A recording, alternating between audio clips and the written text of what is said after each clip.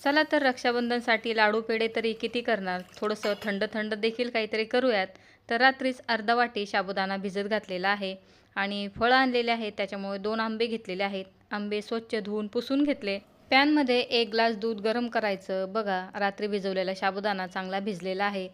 दुधामध्ये साबुदाणा घालायचा, चांगलं मिक्स करायचं. आवडीनुसार साखर घालायची आणि 1 चमचा वेलची पूड घालून इथे आपल्याला साबुदाण्याची खीर बनवून घ्यायची आहे. 5 ते 6 मिनिटामध्ये खीर रेडी झाली की अर्धा तास फ्रीजरमध्ये थंड करून घ्यायची.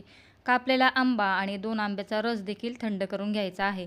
चला आता सगळं थंड झालेलं आहे. पुडिंग सेट करूयात. ग्लासमध्ये सगळ्यात खाली साबुदाण्याची खीर घालायची.